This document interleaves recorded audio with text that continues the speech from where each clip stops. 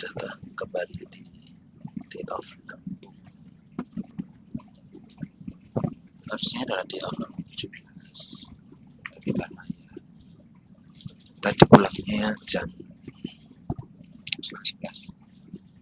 Jadi jadwal hari ini adalah hari pertama saya masuk shift tanggal 17, masuk shift siang dari jam 15.30 sampai jam 22.30. dari perjalanan pulang 22.30 sampai kos sekitar jam 3.15. Bersiap karena akan ada Idul Fitri, spare sarapan lah, lalu baru pulang dan baru mandi. Tadi di depan teman-teman sudah lihat pukul 12.53 ya, 00.53 ya.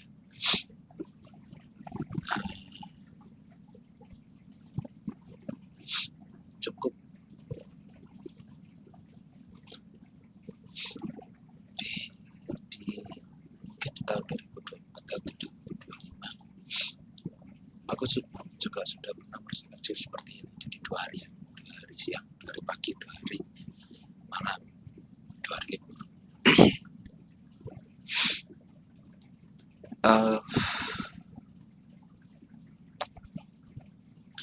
Shift seperti ini tuh shift capek. Kenapa aku bilang shift capek? Karena habis dari siang kedua langsung pergi pertama. Nggak masalah, nggak cukup istirahat sih, karena nanti dipukul, bukan dipukul ya. Karena bonusnya adalah dapat libur agak lebih di pagi kedua. Pagi kedua kan langsung masuk malam pertama tuh, jadi agak panjang lah. Lalu dapat libur lagi 2 hari di kedua, jadi liburnya agak banyak dikit lah gitu. Tapi agak capek dikit lah. Sedangkan aku juga pernah dapat shift yang 1 mingguan, 1 minggu masuk pagi, 1 minggu skemanya hampir sama, cuman adalah di rapel, yaitu 1 minggu siang, 1 minggu masuk pagi, 1 minggu sama aja, cuma agak capek kalau 2 harian. Lalu aku mau sedikit bercerita. Aku teringat sama seorang wanita yang aku suka. Ini bukan cerita tentang menyambung-nyambungkan cerita ya, cuman aku baru nggak gitu. Jadi di tahun 2000 itu udah yang sama, 2025 itu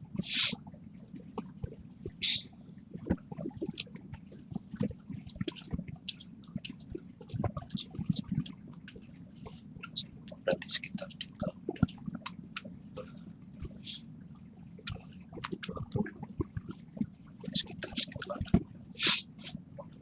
Kebetulan seorang wanita, aku cantik sih. Nah,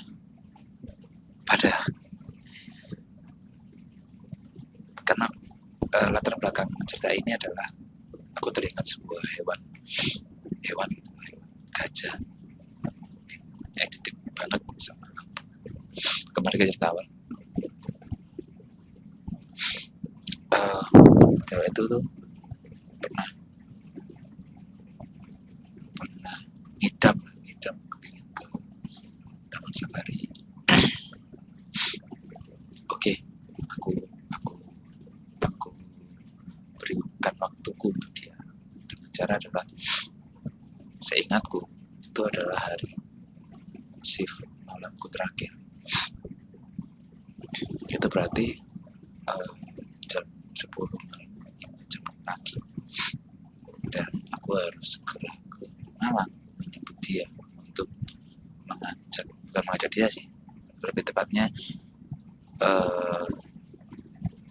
ngedate safari date lah. Nah, di posisi itu situ aku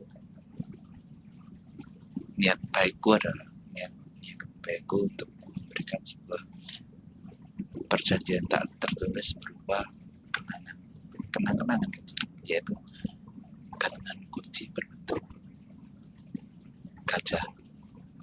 Di waktu bersamaan juga ada film tentang Jumbo, sebuah gajah yang bisa terbang, live actionnya ya.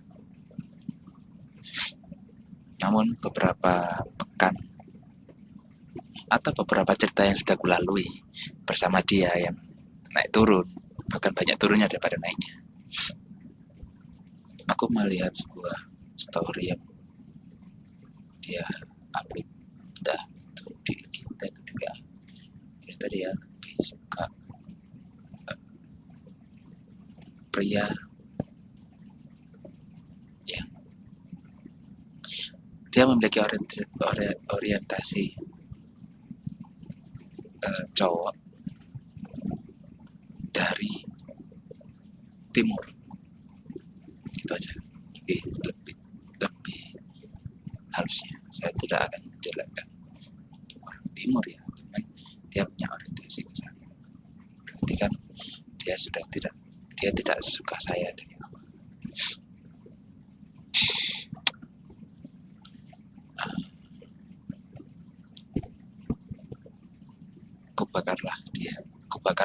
Kubakarlah gantungan kunci berbentuk gajah tersebut.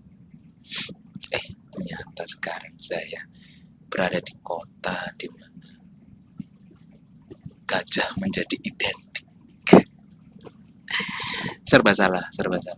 Enggak serba salah sih ya, sebuah cerita gitu aja. Serba salah untuk mengenangnya, sebuah cerita masa lalu yang ya hanya bisa dikenang saja. 3 minggu saya di sini dan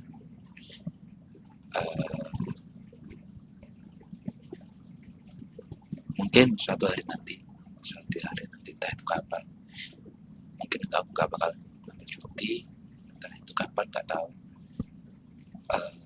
Aku akan mencoba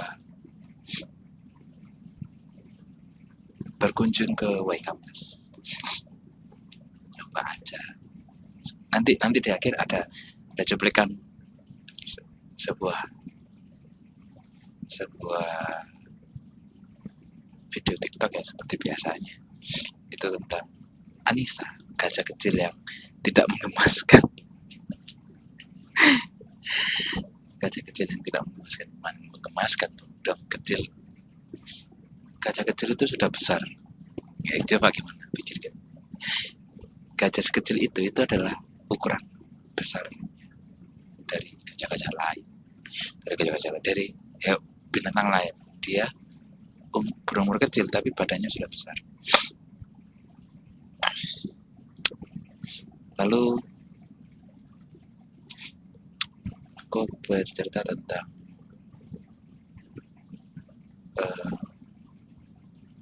jadi kalau teman-teman nonton video saya di cerita di Pekalongan, saya pernah bercerita tentang anime. Ada salah satu anime yang mungkin saya itu tanpa melihatnya itu sudah hafal alur ceritanya. Saking sukanya saya itu ngereli komiknya dan animenya secara bersama. Dan sudah tahu gitu bakal kemana. Yaitu namanya Hunter x Hunter. Ada salah satu karakter yang dia itu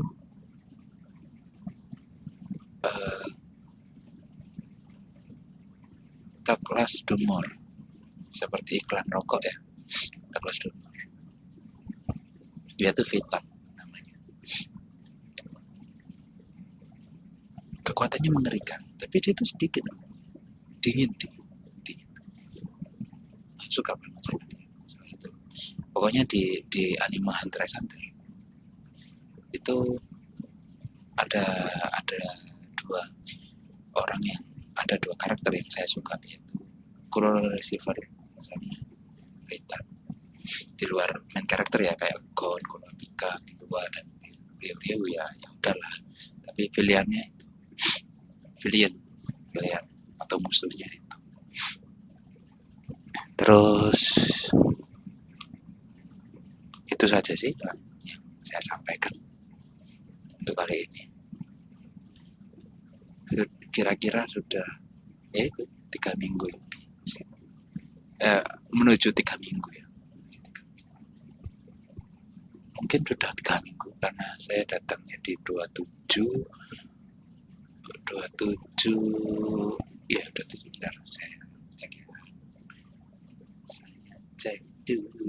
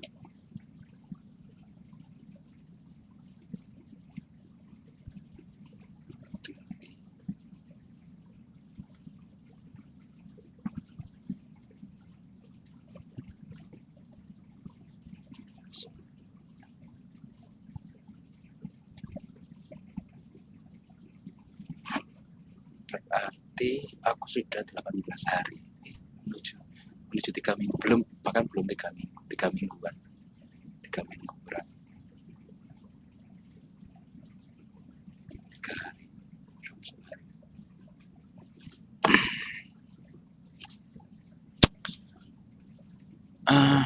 Kalau memang dihitung dari aku di tanggal terhitung 4 hari, maka sudah 3 minggu. 4 hari pertama ya di bulan Februari kan saya kesini, itu terhitung sudah 3 minggu. Tapi kalau itu tidak dihitung maka saya sudah 18 hari, karena sekarang sudah tanggal 18 yang tadi sudah saya tik kan, harusnya ini kan tanggal 17 kan, tapi ya udahlah, jadi terhitung 18 hari. Hari ini sudah 9 hari sih, tapi ya udahlah, nanti saya bikin besok sore, mas pagi ya, besok nanti sore bakal bikin video lagi buat besok, update kehidupan aja, itu aja sih. Ada lagi istimewa gimana lagi, mungkin berarti 4 hari lagi, kurang lebih 4-5 hari lagi saya sudah berbeda, kan lebih beda aja suasana, tidak ada TV. Ya udah ya, cukup sekian dari Dia Lampung hari ke-17. Semoga makin menyenangkan, makin istimewa. Apalagi hari ini, hari-hari bakal mungkin akan membosankan atau menyenangkan, kita nggak tahu, tapi tonton aja lah untuk Dia Lampung. Jadi bye bye. Nisa, pisang, Nisa, pisang, pisang,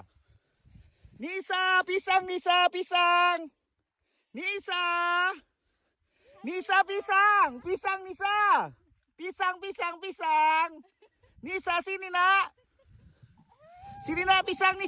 pisang. Tuh kauci yang ada di mana ya? Dia ada di Kalimantan ya kalau nggak salah ya. Ini udah bisa kasih makan untuk Nisa ya.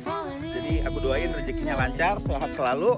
Jadi kauci bisa main ke WK Mbak gitu ya. Terima kasih kauci, terima kasih. Kok bisa Feitan yang pendiam dan sadis malah dipilih jadi ketua, sementara pas Krollo gak ada? Pas mereka lagi beresin semut di Meteor City, anak-anak laba-laba bikin taruhan. Siapa yang paling cepat matiin Ratu Semut, dia yang jadi bos sementara. Kenapa sistemnya gitu? Karena di kelompok ini, yang dilihat itu hasil kerja, bukan senioritas. Feitan berhasil ngebakar Zazan pakai teknik mataharinya sampai gosong. Meskipun Finks atau yang lain juga kuat, mereka tetap sportif. Di Ryodan, kalau lu yang paling jago nyelesain masalah paling berat, ya lu yang pantas mimpin. Simple. Feitan itu orangnya nggak banyak drama dan nggak pakai perasaan kalau kerja. Dia fokus ke tujuan utama kelompok. Anggota lain percaya sama dia karena Feitan punya mentalitas yang paling dingin. Buat mereka, pemimpin itu nggak harus pinter pidato. Yang penting bisa bikin lawan gemeteran dan urusan beres.